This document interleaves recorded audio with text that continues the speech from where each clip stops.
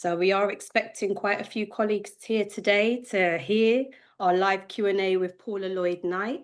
If you haven't met me before, my name is Monique Carrier. I will introduce myself in a moment, but just want to say to you all, thank you so much for joining us. You are most welcome.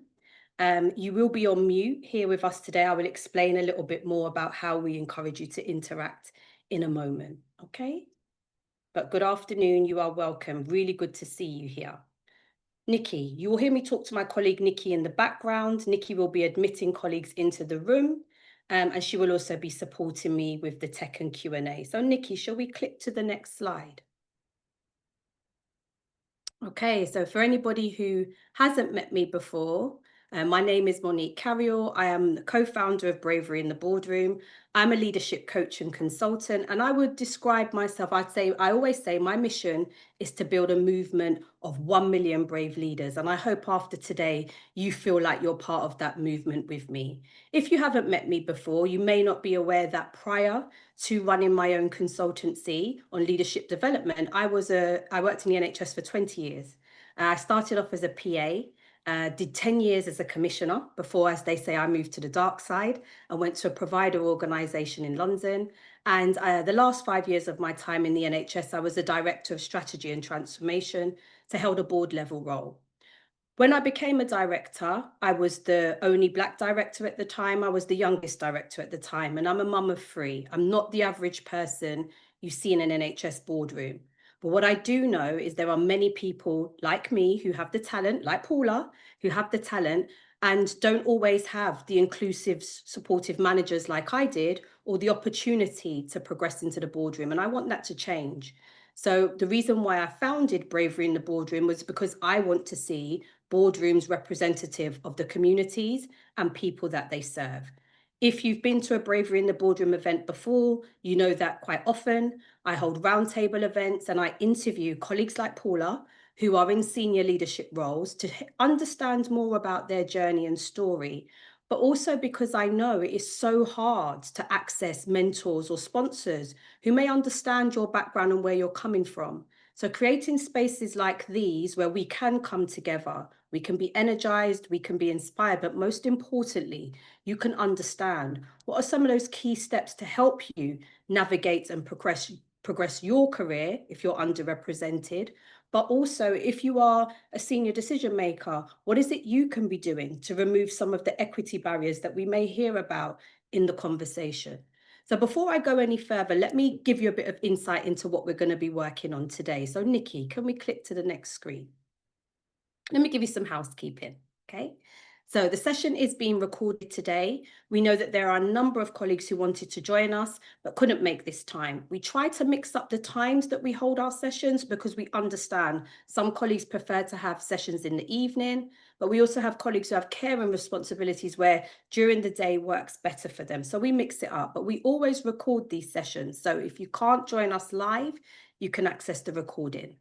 Please stay on mute. You're a large group. There's a lot of you here today, and this is a power hour session, okay? So we encourage you to interact with us via the chat. Nikki will be supporting us with the chat function.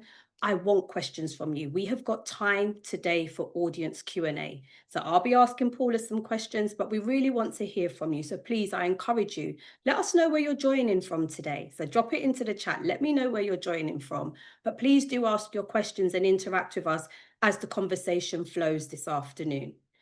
Enable your audio. So if you're having problems hearing me, just enable your audio to ensure you can. For the best visual experience, please go up to the top right-hand corner of your toolbar on Zoom. And if you click speaker view, that will be your best visual experience for today, okay? Now, if you're not following us on socials already, I encourage you to do so. We are very active on LinkedIn. We have a YouTube channel as well. We always love to hear from you. Nikki, shall we click on? So what are we going to be covering today? And it's really good to see colleagues joining from a wide range of places today. Also to see some familiar names there. Molly, it's really good to see. I saw you yesterday. Very briefly, it's good to see you today as well. So context, why are we talking about this? I just want to set the scene with a couple of key stats from the res data. We're not going to go into that too much, okay? Yes, we can share the recording. So we have a question here from Shania. Yes, Shania, you will receive the recording link after the session. Please do feel free to share that with any colleagues, friends, team members who you think would benefit from listening today. You are more than welcome to share that. Please do that. I'll tell you a little bit, like I said, about the case for change. Of course, I'll introduce you to Paula, and I said I'll ask her some questions. Encourage you to ask us questions as well. And just before we finish up, and we will finish up at 1:30, I'll just guide you on a few more additional resources that we have here at Bravery in the Boardroom that connect to what we're talking about today, right? Pam, lovely to see you. Eche, good to see you. So many people. If I haven't said good afternoon to you personally, you are still most welcome. Nikki, shall we click on?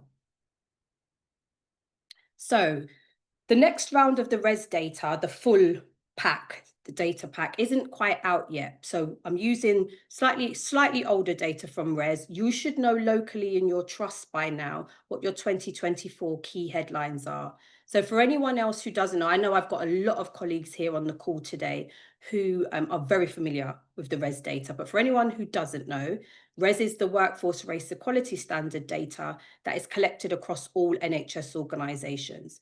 You may or may not be aware that in the NHS, the NHS is one of very few institutions and organisations as a whole that has a data set like the res, okay? And I work with a number of organisations outside of healthcare and the NHS, and I speak with them about how they may be able to replicate the data collection that you have here in the res. So it's really fundamental that we do have access to this. I do understand that we do have some tick box behavior around it, but that's not where we're going today. What's important is that we keep referring back to this as to the why, okay? So as you can see here, just over a quarter of the staff nationally, I'm using the language BME because that's what's in the res report, okay? Come from a BME background. 15% of board members collectively, so executive and non-executive, come from a BME background. But when we look at executive board members, that figure drops down. What we know is in all regions, all 7 regions across the NHS, there is a lower proportion of colleagues from BME backgrounds on boards compared to the proportion, the overall number of BME staff. Although we are seeing a year-on-year increase in this at national level, we do have to understand that we still have a revolving door. So we have colleagues who are progressing into the boardroom and are representing diversity, but we also have that revolving door where people are not staying. So it's not sustained, okay? And that is what's really important as well. In London, if we look at London, where it'll be interesting to see what the figures warm up to and become again, but London is almost a 50-50 in terms of ethnic diversity, colleagues and workforce. So the disparity at board membership level is even wider. So it may feel like sometimes across London, my 20-year career was all in London in the NHS. I'm London born and bred. But it may feel like we have more visual representation, but actually when you look at that number, it should be 50-50. That's not where it is now. So as I said, I know for most of you, you know this already, but it's absolutely sets the tone and it really backs why I founded Bravery in the Boardroom 4 years ago and why I love to speak with and hear from colleagues like Paula. So Nikki, if you could take the slides down for me, I am going to say good afternoon to Paula and welcome her to join me here today. So Paula, I know I need to give you permission to unmute. How are you, Paula? Are you okay? I am indeed. Thank you, Monique, for inviting me today. And hi, everybody that has given time today to listen to me. Hopefully it will be useful and resonate with some of you.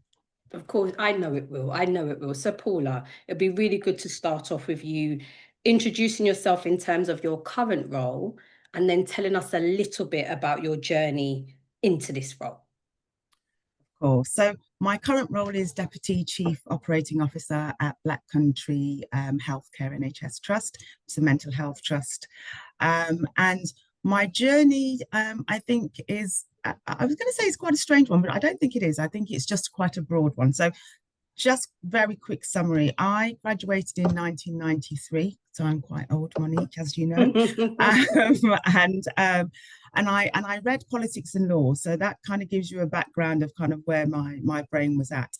I moved into my first leadership position at 27. So I literally at graduation worked, came into the local authority. That was my first stab at a full-time role, and quickly within that organization recognized that it was Leicester, so it was actually a very uh, really forthcoming organization actually, and very strong politically. And I was actually became the chair of the Black Workers Group, and that really gave me access to the director at a very early start of my career.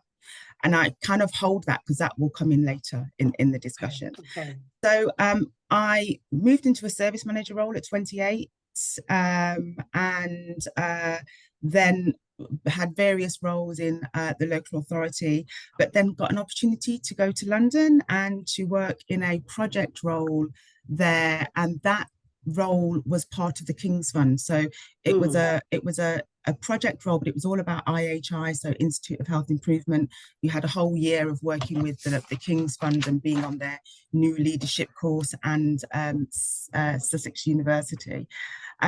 And then I started in 2002 in the NHS. So sort of that local authority housing association, then into the NHS. And I started in a PCT in the West Midlands, and was only there for about a year and a half, 2 years before I went into a regional role. Quite funny around that, I won some awards in my PCT role, and I thought I could do this regionally, and moved into a regional role. And then from that regional role, I moved into a national role. So that took me to 2007. And that was really the role that shaped me as a leader, as a person, gave me access to a whole world that I didn't even know existed. And then from there, my bubble burst, because in 2013, NHSE was formed and the national teams that I worked in were abolished. And then I went to work for NHSE for a couple of years. They restructured, and I thought this is an opportunity to do something different. So I came out of the NHS, and I set up my own consultancy because that's what all my colleagues were doing, and I loved it. I was one of those people that was brought into failing organizations, and I helped them do the whole turnaround, and all of that. And then IHR, was it the IR35 or whatever it was, came in and ruined my world.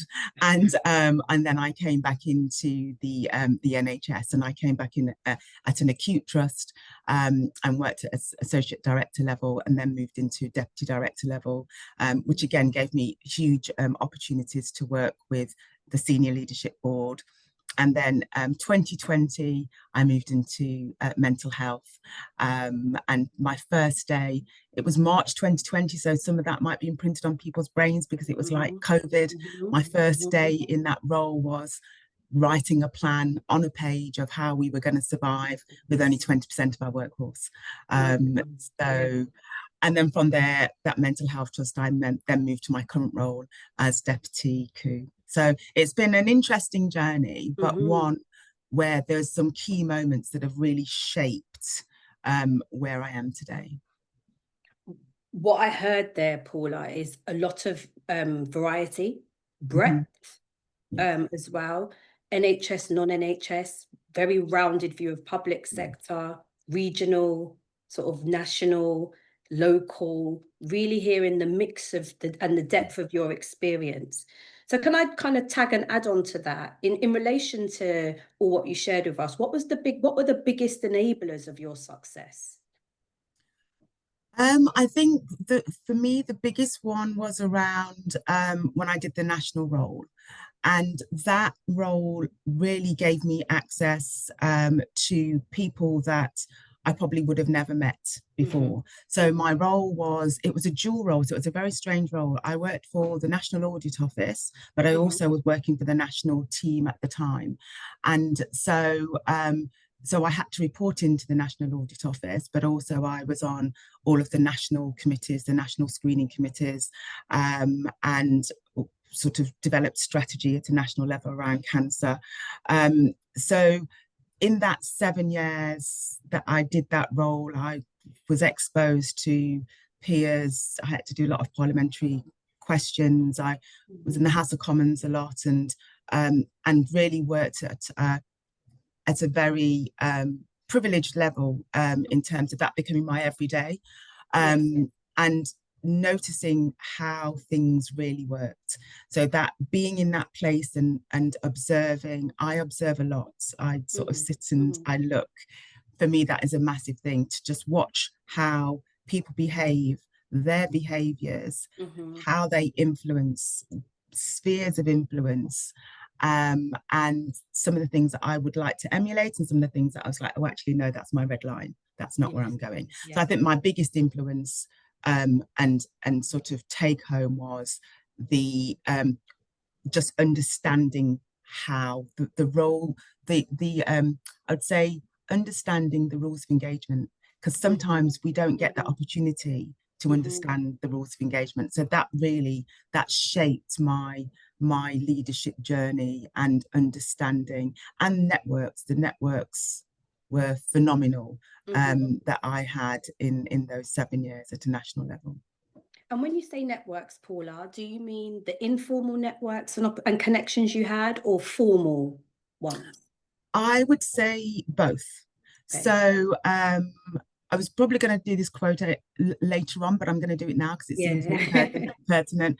So for me, there was, I was always the only person that looked like me in the room, and there was lots of dinners. So you get invited to lots of round tables, lots of dinners, lots of ex-prime ministers at some of those dinners.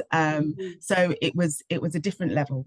Very, very few people, well, nobody that really looked like me. I was always the only Black woman. There was some consultants, some medics, some African colleagues that we were in the room together.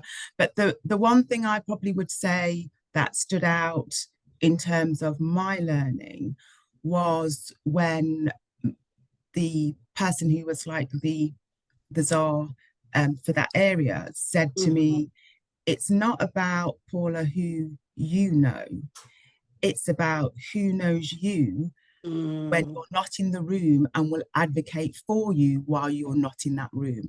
And that was really poignant, because I did get invited to a lot of things, lots of things where I wouldn't even have expected to be invited. I got invited to Number 10. I did a whole host of, as I said, lots of different things that I was like, God, how do they even know me to invite me? But that's where the informal networks and you not being in the room, but people know who you are and your social value, and actually what you're bringing to the table, and feel that you would be good in those spaces. So that was an eye-opener for me in terms of somebody very, very, very senior articulating on my behalf, just mentioning my name in certain spaces.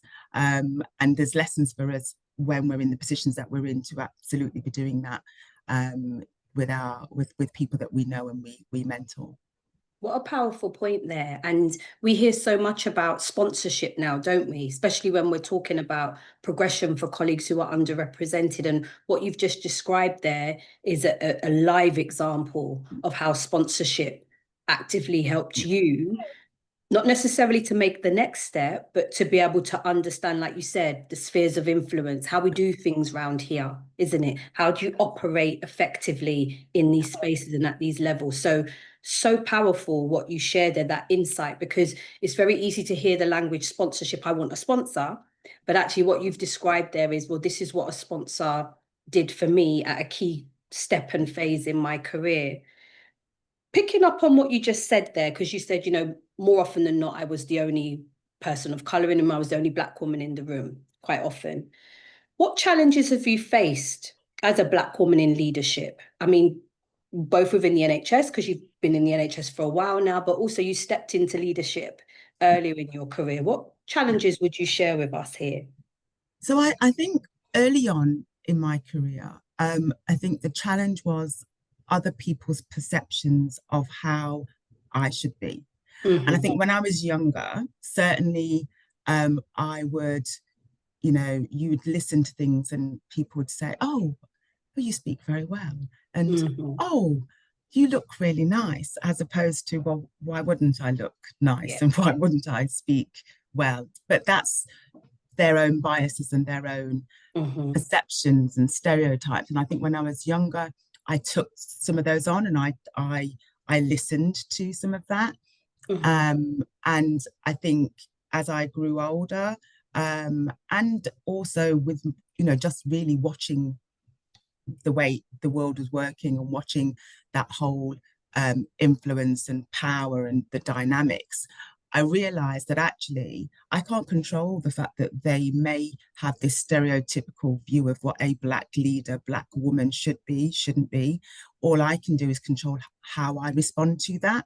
And Mm-hmm. so I started responding differently to Mm-hmm. those sorts of observations that people would have. And then they soon stopped making those observations. But I think that it is important to recognize that we will always be, if you are, if there's very few of us in the room, Yes. will say things, and sometimes it's not even meant to be unkind, Mm-hmm. but the fact that they feel the need to articulate it Mm-hmm. then can have an adverse effect. But for me, it was managing the fact that actually I have to be my authentic self, but Yes. equally I am a grown person, and actually I don't have to listen, I don't have to take on board what you're saying. Yeah. I can, absolutely acknowledge that you said it, but actually it's having that confidence in yourself to Mm-hmm. recognize that actually I can control how I respond to you.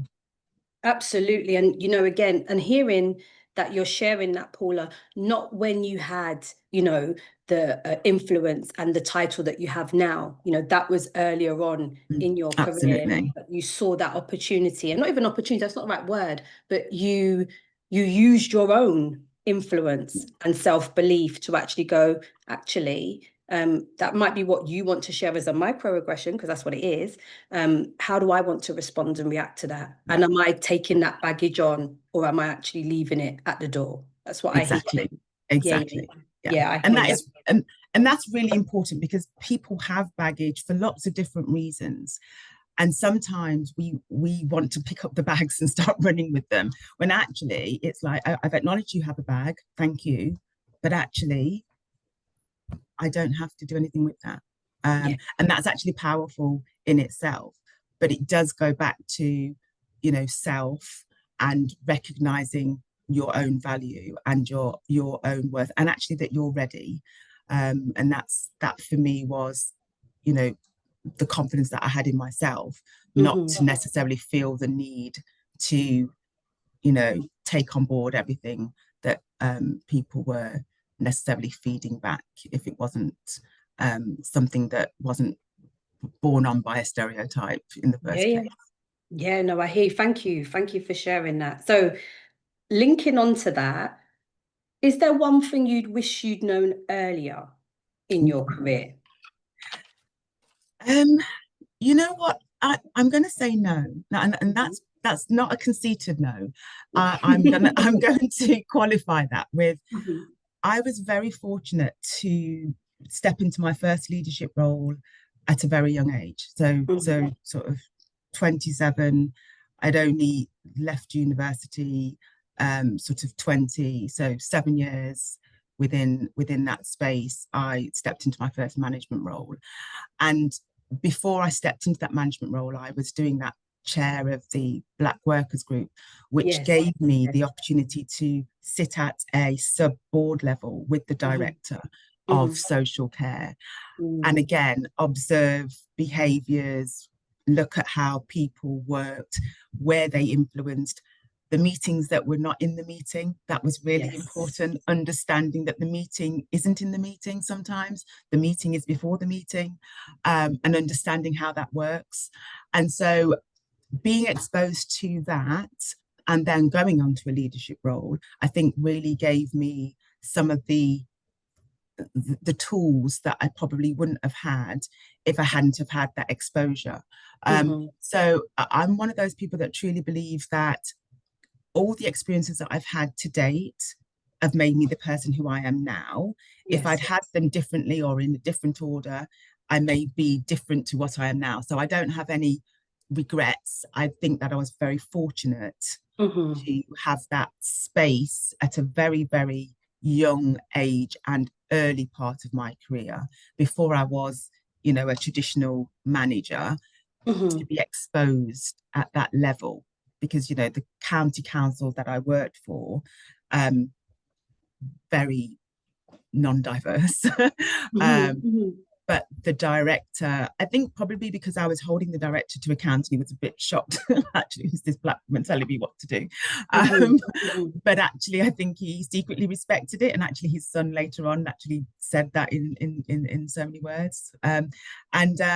And so actually that worked quite well for me because I was able to challenge.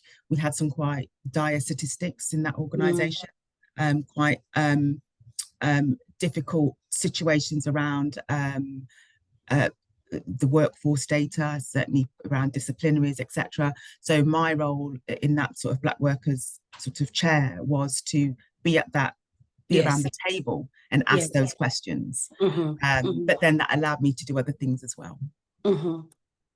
May I, don't tell me off, okay? Because I just want to ask an extra question. Um, what I can hear and see from where what appears to be true is that you've had a really good level of self-belief and confidence. Where did that come from? It came from my dad. Okay. I have not had the traditional upbringing, as I'm not going to go into all the whys and Mhm. wheres, but let's say that I didn't look like everybody else in my family. And so therefore, I think probably my dad was probably quite protective of me. There was probably 2% of people that looked like me in my infant school, maybe Yes. 3% in my secondary school out of about 1,000 people. So when I Yes. was very young, my dad he was like my hero. And he Mhm. was a big union person, hence I did law and Okay. politics. Yes. Very, Yes. he influenced me a lot. Yes. And at a very early age, he just said to me, nobody is better than you. That was it. Just Mhm. Mhm. one, nobody's better than you. And you can be anything that you want to be. Now, this is a white man turning a black child. Mhm. You can be anything you want to be. Mhm. And, Mhm. I truly believe that there was that equality of opportunity. So long Mhm. as I worked hard, um, and was confident. That confidence resonated with me from a very young age. Sometimes got me into Mhm. trouble because people would be in the 70s, this Mhm. young black Mhm. girl saying, actually, Mhm. no, sir, you're wrong Mhm. at Mhm. school. Mhm. Sometimes got me into a little bit of trouble. But if I was right, as my dad would say, if you're right, you're right. Say that Mhm. articulate that. So yeah, so it, it all really stemmed from him and his belief in me. And yeah, so I was this perky little confident black girl that was Mhm. from quite a young age. That foundation, isn't that's what I hear from that is the foundation that was set for you may be different to what we know some colleagues experience, isn't it? We talk about this a lot.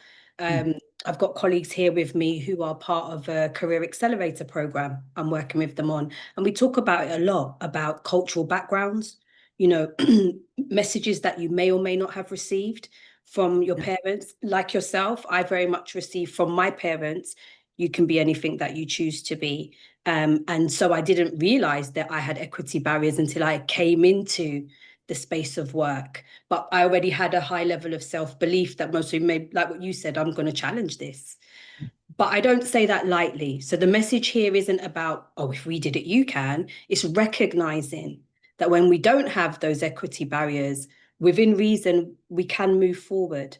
And so, actually, that message I said before, just as we were starting about senior decision makers who are here on the call today or who may listen to the recording, understanding the impact of mm, equity barriers. Yes, because you may be offering equality at the work front door, and that's the right thing to do. But there may be barriers before that that are hindering colleagues who are marginalized from getting to that work front door or coming to the work front door loaded and ready, you know? So it's not lesser, absolutely. it's the Yeah, barriers. Yeah, so I just wanted to Absolutely. point that out. I know you know what I mean, but to tease that point out a little bit more. Okay, I'm going to go back to my script now. Okay, I want to go back to the script. So in what we were just talking about there, what do you feel should be the priority now, Paula, to help shift the dial and see more representation at senior levels? So I think there's a number of things. I think that we know that people like to appoint people that look like them, that have the same value base as them, that they feel comfortable with. And that has given us a lot of what we've already had for a long time, and that's sort of Mhm, perpetuated things. I guess if we were going to do something different, it would have to be in that space around the panels themselves. This is not about, I'm not suggesting anything other than fair and transparent processes. But I mhm, do think that sometimes the the biases that we all have, we all hold biases. But when you have a panel that is largely culturally different from the cultures that you're trying to recruit to, then some of mhm, those biases will ultimately come out. So if we can have, right at the very beginning of the recruitment process, panels that are maybe even external to the organization, that are much more representative, then we may get a different type of person coming through. Equally, I say that in one sense, panels are really good, but then if you are going for a senior leadership position, you will always go and look at the board. You will always go online. And then if you see, sometimes I've been put off by not applying for a role because all the board was white. And it's mhm, not that I felt that those colleagues wouldn't be supportive, but I mhm, did, you know, I for myself, I recognized that some of the other issues that those particular organizations were going through, it would be impacted on the fact that mhm. you were that lone person. And this was Yes, organizations that didn't even have non-execs that yes, looked yeah, anything like me. yeah, So there is that point of, yes, we can do work around the recruitment process, but mhm, we still then need to have something else that is wrapping around those organizations where there are still, you know, very, very, very few culturally diverse mhm, boards in some of our trusts. Some mhm, trusts have come a very long way. My trust is mhm, very representative, but we are not the norm. London Trust, as you described at the very beginning, there's much more visibility there, but there are still a lot of trusts within this country where there mhm. is very, very, very little diversity, and that then stems to the next level down and the Absolutely. next level down. For sure, for sure, for sure. And so many points you made in there, Paula. I think that point you made about boards being culturally diverse, right? So it's not just representation by site. It's actually been spaces where the culture is inclusive. Yeah, you are ready. We held a Bravery in the Boardroom Insights event back in March in Leeds, and one of our panelists, Emma, said about, as organizations, are you checking where you're at on your state of readiness for difference and diversity? And that's not to say don't do it, but actually you need to prepare yourselves and be ready for it as well. And I think that's what you were touching on there. Yeah. Absolutely. And I'm going to bring a really funny example in. I was recently at a John Legend concert, and something that he was talking about his journey. And one of the things that he actually said was he had a lot of opportunity, but he said he had to be prepared, because you can have opportunity but be unprepared. So Mm-hmm. the Mm-hmm. preparation is Mm-hmm. so important. That are we always prepared, so that when Mm-hmm. opportunity, if it ever does knock, are we ready to go to that opportunity, have that opportunity without looking back, without doubting Mm-hmm. ourselves as to whether we Mm-hmm. can do it? So I think there is something about, we, as well as the structures and other things that the organization and at a system level need to change. We as individuals have to take that personal responsibility around, are we ready? Do Mm-hmm. we understand the environment that we're going into? Do we Mm-hmm. understand the spheres of influence? Have we had conversations with previous people that worked in some of these organizations and actually understood what things worked well and actually what things made that person leave. It doesn't mean that you don't go for the job. It just means that you Mm-hmm. have to be absolutely prepared and, be forensic in how you are treating an interview experience, or, you are assessing the organization. It's not just the organization assessing you. I That's did right. a, a course at the King's Fund, the Athena Women's course. Mm-hmm. One of the things that was really positive, as well as all the networks that Athena course gives you, of course, Yeah. is the fact that an interview should always be about you interviewing the organization. Mm-hmm. Is this an organization that you want to step in? Are Mm-hmm. the people on the board people that you want to be associated with? Yeah. Do they hold the same values as you? Do you think that, and if you have any red flags, it's like going into a personal relationship, isn't it? If you have a red flag, Yeah, yeah, yeah, yeah. do you then persist? Yeah. And so sometimes we get to the point where we are so eager and wanting that next step that we Mm-hmm. forget the red flags. We're like, oh, they said yes. Yes. But Yes. actually, we Yes. haven't done our due diligence. So it Yes. is important to be ready. It's important to be prepared, but Mm-hmm. it's a two-way street. You have to interview them. They have to be ready for you. I've been to interviews when I thought I wasn't going to get the job, but did, and said to them, Mm-hmm. "You're not going to like the way that I answer this, but I'm going to be really honest Mm-hmm. and give them honest feedback." And when I've done that, I've actually always got the job. It's a bit of a weird, really weird Yeah, thing, but I've yeah. not necessarily said positive things, but actually it's been a holding up the mirror moment. Mm-hmm. And so I think we have to take that on board in terms of it's a two-way street. It can't just be about, have you got the skills that we want? What have you got the environment that I want to be in? And it connects. How powerful. What you've just shared there is absolutely, and I can see colleagues in the chat saying they agree with what you're saying, right? I think it's absolutely vital, the preparation. And I saw Sue saying that, your preparation equals success. Preparation plus opportunity equals success. And that's what you're talking about here. You said Absolutely. something really, really pertinent.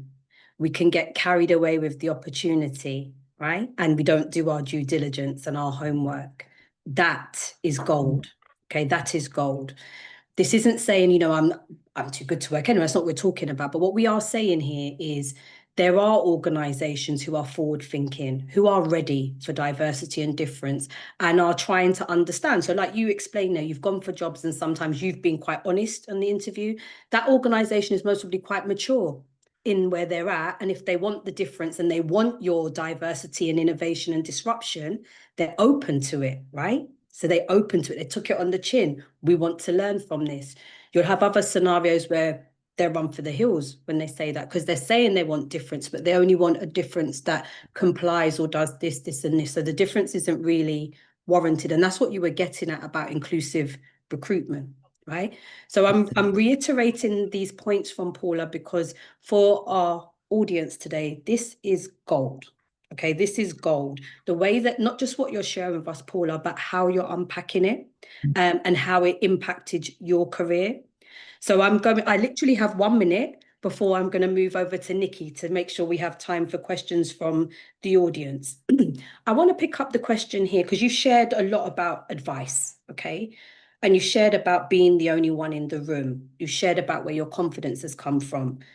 But what happens when imposter syndrome or self-doubt shows up for you when you've been the only one? How have you dealt with that, if it's ever happened? Yeah, so I think that again, this for me would probably be early on. It would have been early on in my career. I hear it a lot with the people that I mentor, and they have expressed this and really, and I've tried to unpack with them why they felt like that. But it goes quite far back, and I think you've articulated that, Monique, in terms of where that confidence comes from. So I know when I've gone for a role and I've got the role, it's because I was the right the right person, probably overqualified for the role. Sometimes, we have to understand the context and the environment that we're working in the sense of, if you as a somebody from a different cultural ethnic group are in that leadership position, it's because you're good. you know, you are good at what you're doing, and therefore for me there should be no thoughts of, oh, am I good enough? So I think that bit about when I was younger and when I was taking people's their bias and actually Mhm. thinking, oh, you know, well, maybe they've got a point. Maybe my dress is too nice. Mhm. Maybe, you know, Mhm. and actually, absolutely not. No, you know, I think it's important for me that I live my truth. It's important for me that I show up as my authentic self. And it doesn't mean that that I'm not listening or certainly aware of other people and how they may perceive that, or how they may take that. But I don't I don't feel when I'm in the room that I shouldn't be in that room. I do Mhm. look around and I do say to myself, how do I make sure that going forward I'm not the only person in the room? How do I Yes. do what, you know, that was available for me in terms of talking about other people that are brilliant and Mhm. making sure their names in the room. And I think that I know we've got terms like allies and all of that, but I think for me it's the organic nature of it. I don't Mhm. need a Mhm. badge of a badge that says I'm doing this. It's what you do. Yes. No. Yes. And so that person who said what he said, he wasn't an ally to me. Mhm. Mhm. He was just articulating the fact that this is how things happen. This Mhm. is the reality. You Mhm. know, it was who you know, and you know, if you went to certain schools, and to an extent still is in terms of certain universities, because that's where your networks are. Mhm. And there is something about with that network and this does support the imposter syndrome bit. Your networks are going to be your next senior role. So, you know, if you think about it again like an interview and you're being forensic, there are alumni in certain networks, and it is important to get on those courses. And and hopefully this is not going to sound negative, but I'm going to say because I'm living my truth. Mhm. So there is something about going on courses and going on to courses that you wouldn't necessarily go on, but Mhm. going on them recognizing that there's a wider rationale for that course. So it's sometimes about understanding people that don't look like you. Yeah. I certainly did the Yes. Athena course because I wanted to understand how that, you know, largely white female leadership pool, how they operated, Mhm. how, you know, because I was Mhm. going to be in that pool, Yes. I needed to work in that environment. So I needed to understand how that environment worked. What were the social norms? What were the social cues? I needed to understand that. And so therefore I purposely chose the Athena course, even though there was only two people that looked like me on that whole course. But there's Mhm. an alumni that's part of that. There's a network, and so therefore I would say, you know, really think in your career about what opportunities there are to attend broad courses that will Mhm. give you skills. I mean, that course taught you how to sit in a meeting. I didn't even think you there was Yeah. specific ways to sit in a committee meeting, and how you where you put your glasses, and how you whether you sat with your arms on the table. I mean, there was things that I never even never even knew that course taught me. So definitely expand some of the courses and things that you go on, because it will be your network. They will be the people that are going to be the next chief execs, the next coups, the next chief nursing officers, and they'll be in your network. Okay, so thanks. So real, like I said, real insight there into understanding. What I'm hearing from you here is preparing, isn't it? Thinking, understanding where some of the information comes from. That's what you're talking about here, isn't it? Absolutely. That Yeah. tap on the shoulder. I always call these conversations a tap on the shoulder. Okay, the tap on the shoulder, the insights you don't hear. I'm going to hand over to Nikki because Nikki has some questions for you from the audience. So, Nikki, do you want to fire away? Yes. Hi, Paula. Amazing. amazing nuggets so far. Questions have been firing in, so I'm going to go back to when you talked about microaggressions. Just let me start my video. Hi, just to talk, just a little bit around what was different in your active responses to the stereotypes or microaggressions rather than your internal responses. And then to follow on from that, any advice on issues with direct reports who struggle with being managed by BME and engage in microaggressions? So I think they can be answered together. Yeah. So, so in terms of internal versus external, I think it was the same, if I'm being honest. So, and this is after I'd felt comfortable and after I'd sort of left the bags at the door. So if somebody had said to me, "Oh, you speak really well," I'd say, "Gosh, so do you." Isn't that great? And Yeah, move on. yeah. Because you know, so it was the same internal, external. In terms of direct reports, I think the thing, and I did do this with my mentors because this is something that comes up all the time for people that I mentor. The first bit of it for me is to be really clear about responsibilities, so and expectations. So what do you expect your member of staff to do?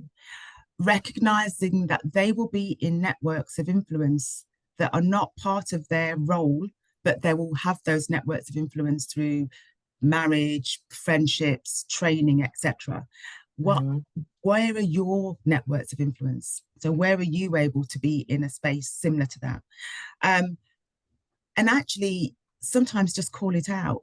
If the behaviors are making you feel in a certain way, unless you articulate that back to that person to give them the opportunity to say whether or they're doing it on purpose or they're not, it will continue. Because sometimes we carry that. Our direct reports may do a throwaway comment and we don't challenge it.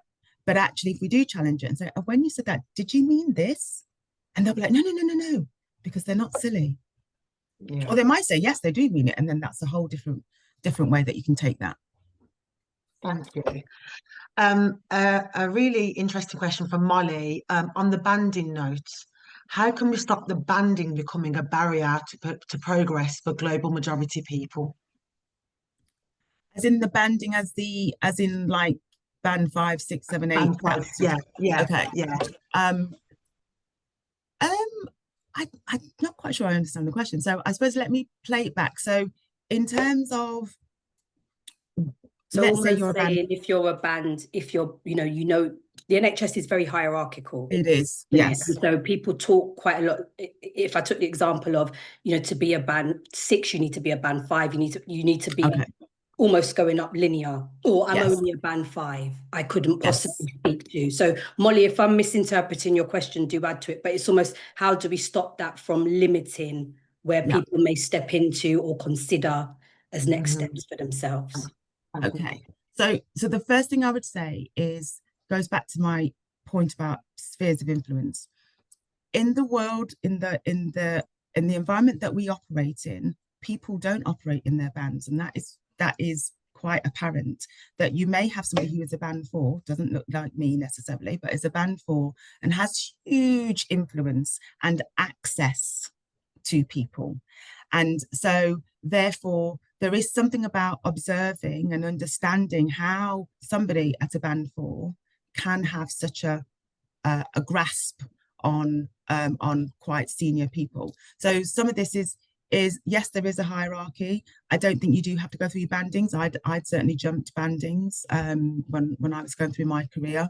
But it's about when you are going for those, if you are jumping from an 8A to an 8C, for instance, it's understanding what you have done outside of that role sometimes and in other spheres. So you may be part of a church group where you are a senior leader in that church group. You may be doing some voluntary work where you've taken on another role. It's all about applicability of the experiences that you have and how that you can demonstrate those. So there is a part of this around certainly having connections with people that are not in your band, and you don't have to go to dinner with them, but certainly understand what makes them tick and try to influence that way, but understand how influence works in your organization. Definitely. Thank you. An excellent question from Simon. What red flags, other than an all-white panel, would put you off working for an organization? Oh, it's a very good question. So some of it would be just doing some more digging in terms of, because an all-white organization is the reality, as the board is a reality for quite a number of organizations. So it would be really about what has been their history to date. So are they an organization that are progressive? Are they trying to transform services? Is that something that I know that I could bring to the table? That's my strength. Are the people that are on that board progressive in their thinking, but just haven't had the opportunity for whatever reason for those, for that board to be more diverse? It goes back to what I said about you've got to do your research. When I'm going for sort of those roles, you've got to talk to everybody on the board. You've got to get a feel, because sometimes you'll get a feel straight away and it'll be like, ooh. But other times the people are genuinely, they are interested, but you've got to have those conversations to feel people out. And I say, I sort of was tongue in cheek about the dating thing, but it is very much like you have to test out the relationship. Could I have a professional relationship with this person? Will the way that they are coming across, is that going to be fivefold if I was in my role? And would I feel that I was being micromanaged? They're the questions that you've got to ask in terms of some of those red flags from my experience. Yeah. A question from Lena, and I think a lot of people would want to know this. Any advice on how to deal with difficult personalities or bullies? Oh, goodness me. So again, and this is going to sound really tongue-in-cheek, isn't it? But it's communication. Sometimes people are bullies and they really know what they're doing and it is absolutely intentional, but we don't call people out on it. We don't call people out on the fact that they are doing something that is intentionally hurtful to another person. And when we continue to not call that out, we are colluding with that bully to an extent. Sometimes it's very difficult. People don't feel empowered to be able to do that. And this is where it's really important to have circles within circles. So I say to people that I mentor, you will have a circle of women around you that will be really good for, go get it girl. There'll be your go get a girl circle. There'll be the circle that are a bit more pragmatic and say, well, have you thought about, I say that I have a friend who is a CEO and I was thinking about a role. My girl contacted me a day later and gave me the whole beef of the finances of that organization that I couldn't even find. And it's your circles. It's having your circles and understanding and getting people to hold the mirror up and support you to be able to then challenge, because you have to challenge bullies. You can't let them continue. You can't let them carry on, because then they don't learn the lesson.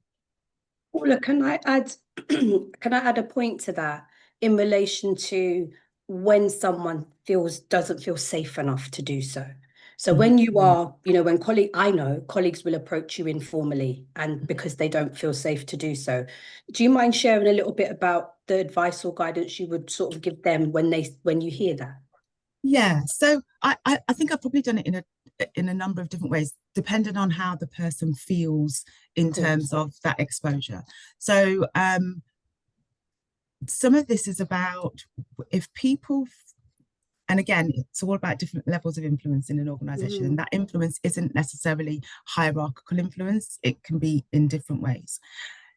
If people recognize that you know people, let's just put it out there, and that somebody has got your back, sometimes those behaviors stop. So an example has been in the past where I've had people approach me to tell me about certain behaviors that are happening in their teams, and then I've invited them to shadow me.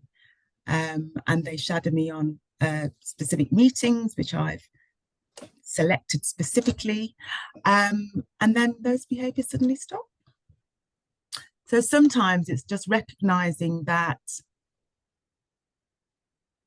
people don't know who is being influenced and has influence or support until you sometimes bring those people to the table. And it's important to, you know, be in a position, well, I feel very privileged to be in a position to be able to bring people to the table to ensure that they can see the reality of how these things operate, but also that people know that they also know people. It's not just, you know, you just because you're at this band and you're working at this level, and you know X amount of people and you feel confident to be able to challenge somebody who's a higher band than you. Actually, it's really important for us, people that look like us, to also have that opportunity to have people that are also in their corner, and able to bring them along. Thank you for that. You've really shared with us about the challenging, speaking up, exactly what Lola, you've summarized that beautifully. Challenge bullies, speaking up, seek support, do not feel you're alone. Wonderful summary of what you've shared there. And Paula also shared with us the how, isn't it? How you can challenge. And I think that's what's really, that's what people ask for, isn't it? How do I deal with this? How might I push back when I hear that or see that? So important. We have time for one more question. Nikki, sorry for interrupting. That's okay. The last question, and just to let you know, we will, when we can, respond to the rest of the questions separately after this, because they're coming in thick and fast, Paula. Knowing the realities of leading in this space, what keeps you motivated? Oh my goodness me. Growth. I'm a strong believer for my own self is that I like to grow. And so that growth can be about me as a leader, me as a person. So very much around sort of that whole mindset, body set, soul set, that holistic thing. So what keeps me motivated is me learning something new every day, being surprised, because in mental health we're definitely surprised a lot. So being surprised, and surrounding myself with people that will be real. It's not just about having your, you know, your rah-rah group. It's also the ones that say, could you have dealt with that a little bit differently, Paula? That's also important. So yeah, keeping myself true to me, and continually striving for what I feel is excellent for me. Okay. Thank you so much, Paula. I think, gosh, you've taken us right on a journey there. But honestly, really powerful insights, really honest insights. And I'm so grateful to you for saying yes, because I know how busy you are. And as I said, it's exactly why I've been chasing you. I've been chasing you for this session, because I knew that, I mean, we've got, you know, well over 70 people here today. That tells you how much people want to hear and learn from you. And you just would not be able to manage giving all these 70 people individual conversations. So as I mentioned before, so Nikki, can we just pop the slides up before I say thank you to Paula? I say this here to say, please, when the recording comes through, share this with colleagues. What Paula has shared here today is gold, and many of us can benefit from it. Whether you are even already in a senior role, Paula, I think you shared so much about operating at all levels in your career. If you want to hear more from colleagues like Paula, who've also been kind enough to give their time, please do, if you haven't already, have a look at our Bravery in the Boardroom information and resources. We've got a brilliant video. It's 6 chapters. There is a particular chapter 5, State of Readiness. We will share the links with you, okay? Really would encourage you to watch it. It's less than 15 minutes, and you hear from wonderful leaders like Paula sharing those gems, okay? What's going to help you to be in a state of readiness to progress. We also have interviewed, and I'm going to nab Paula again, I'm sure, right? To invite Paula to join me on our Bravery in the Boardroom podcast as well. We also speak to many leaders and change agents about what they are doing to help us see boardrooms more representative. Okay, can we click, Nikki? Thank you. Massive thank you to you today, Paula. Really appreciate your honesty. I feel inspired listening to you and what you shared, and it makes me believe that we absolutely need more leaders like you, especially in our pressurized, highly challenged, complex frontline services of the NHS right now. It's absolutely crucial. You can see all the thank yous coming up here, Paula. You can see how important it was to get some of this insight out there today. Can we click one more, Nikki? So it is dead on 1:30. I promised that this would be a power hour. Please do scan the QR code before you go if you want to access those resources that I said, but look out for an email from Bravery in the Boardroom. Within the next couple of days, we'll be sharing the recording link. We'll be sharing links to all what we've mentioned today. And I also saw someone saying they wanted some information on the Athena program. We will try and find that for you and share that in the email as well. Okay, so wishing everyone a wonderful weekend. Okay, I hope you have a good one. And thank you so much for your time today. Thank you so much. See you later. Bye, everybody.